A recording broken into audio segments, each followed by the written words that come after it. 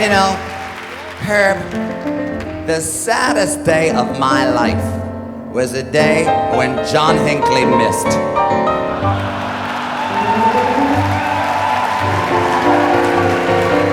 If I'd have had the strength, I'd have gone to Washington, D.C. and shot that son of a bitch myself. But I didn't. I was tired. Now we got an even bigger son of a bitch down there, don't we, Herb? So, if any of you have the strength, you know, have at it, you know, be my guest. What? Oh, yeah, you're right. Listen, don't tell anyone I said that. I don't want them reopening my FBI file again. But you know it's funny, Herb, how things go around, come around, go around, you know. And lately, you know, when was it, a couple months ago that Reagan, he went and, you know, died, praise the, you know, hallelujah. You know, that was a happy day. That was a happy day, Herb. And you know, all you saw on television was the legacy, the legacy, the legacy. How many people have died of AIDS since the early 1980s, Herb? Still dying? That's the legacy. I hold that son of a bitch responsible for every AIDS death that has ever happened in this country and in this world. That's the legacy. You know. And then they got the whole funeral procession from stem to stern all over the country. Nancy banging her head on the top. And you know, for a minute, I actually cried, ladies and gentlemen. And then I thought, fuck you, lady.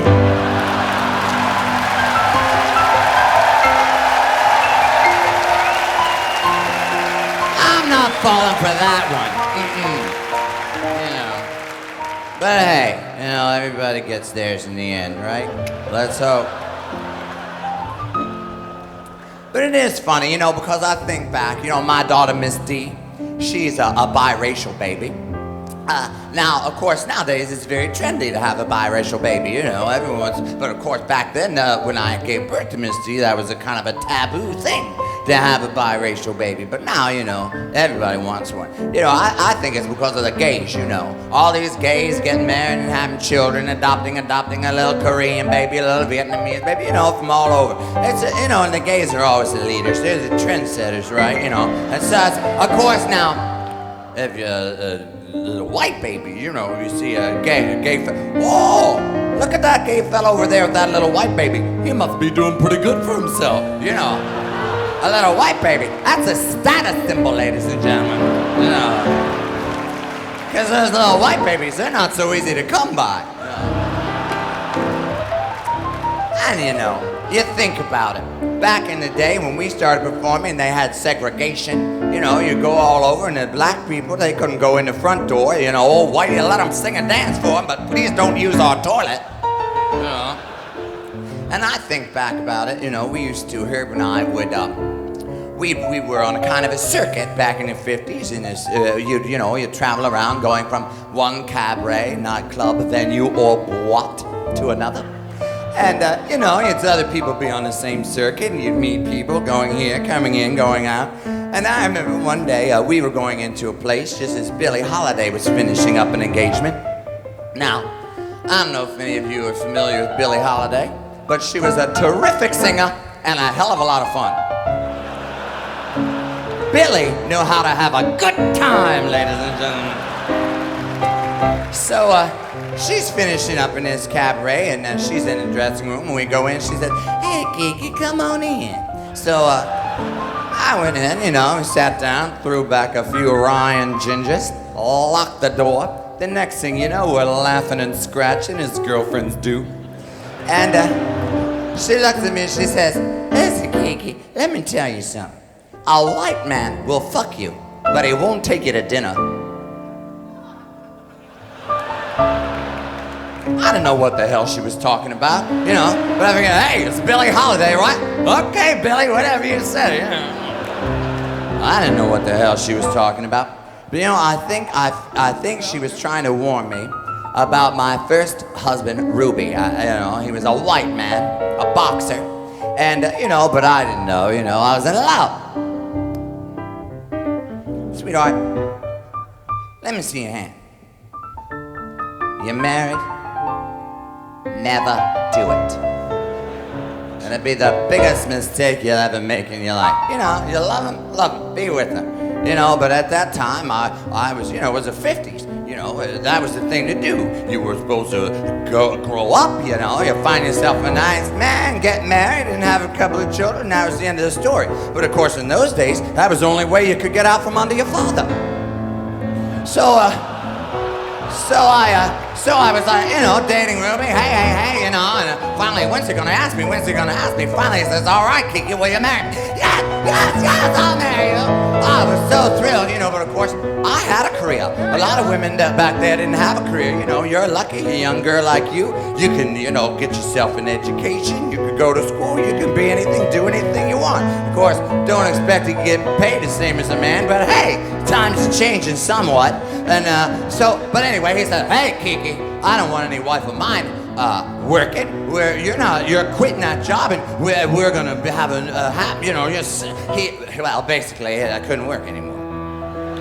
And he says, so he installed me in a split-level ranch house in Nutley, New Jersey, where I proceeded to cook and to clean and to iron and to sew and to have a couple of, have a kid, wash the diapers, clean the diapers, do the laundry, take the laundry out in the backyard, had to put it over the clothesline, careful to take a damp rag across the clothesline before you put your sheets over it, so you don't have a big black stripe across your sheets.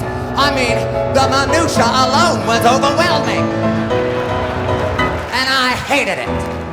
I hated every minute of it.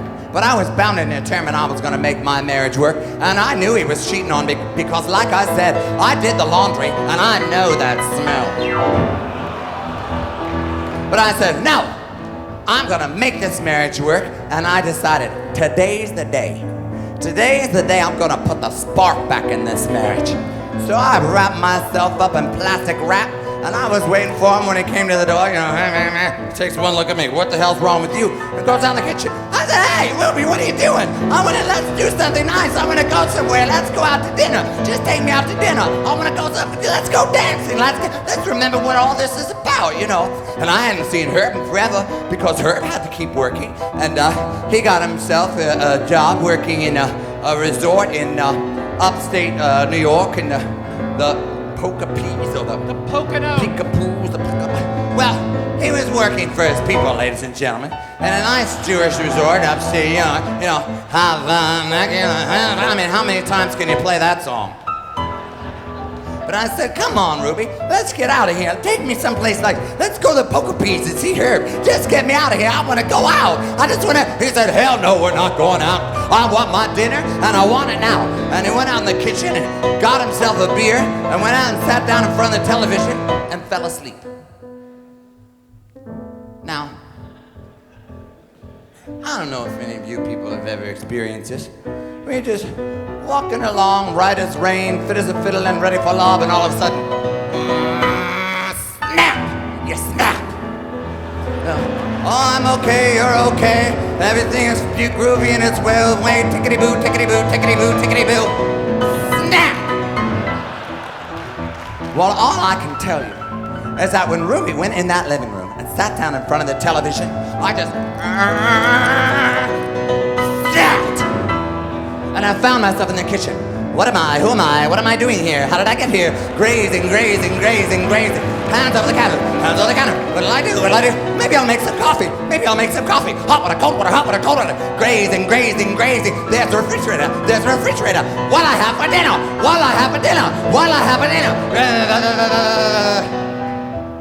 Now, ladies and gentlemen,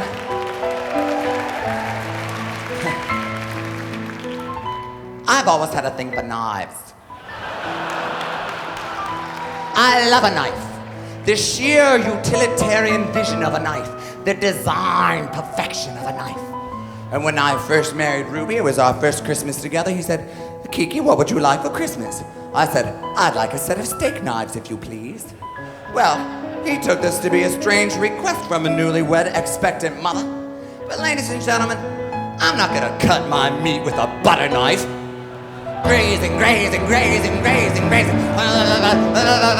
And all of a sudden, I found that I had this hand full of steak knives. And I went out into the living room where Ruby was sleeping and just, I wasn't stabbing him in the heart. I wasn't stabbing him in the stomach. I wasn't trying to kill him. I was just poking him in the arm. I was just trying to get